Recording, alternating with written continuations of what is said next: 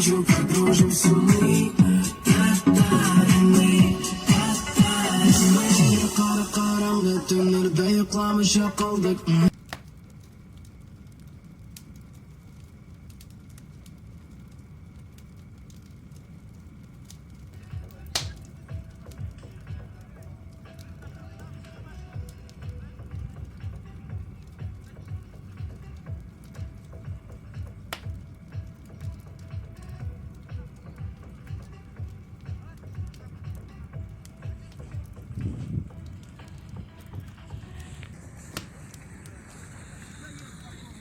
А если она по дороге взорвется?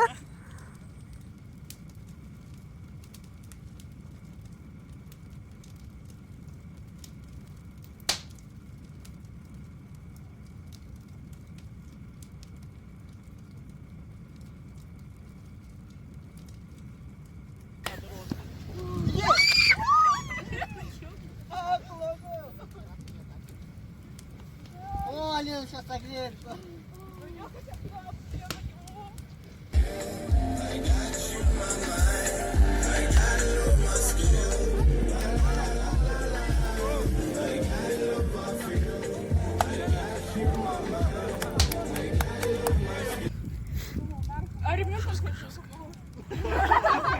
Это женский бой. Мужчины не бьют так сильно, как бьют девушки друг друга. Вот она, женская неприязнь. Сейчас получишь. Не получишь ремнем. Бей Даяну! Бей Даяну! У!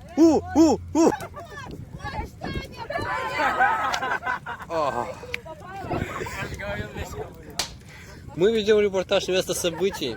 Они играют в ремешок уже 23 часа 58 минут.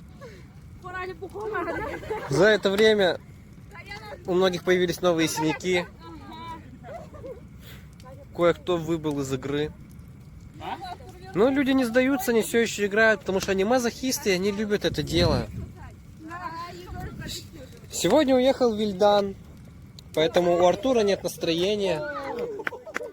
Но он все равно бьет Ильнара, как и было при старых добрых временах. Это попадет на камеру? Нет, не попало. Жалко. Сейчас мы наблюдаем редкое явление. Редкое явление. Договор.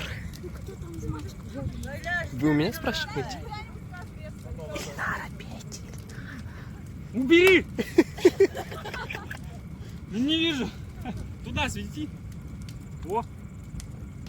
Ренат, сзади стоит, бейте его. Типа мастер.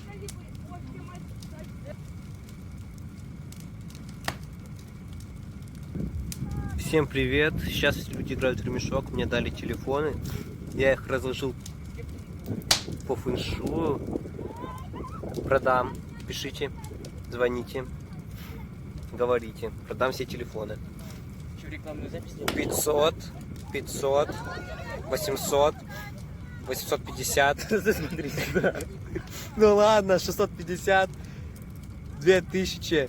Это крутой телефон Ильнаровский за 85 продам. Это что?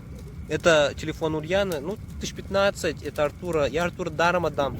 Это Алинин я продам за 1020. Это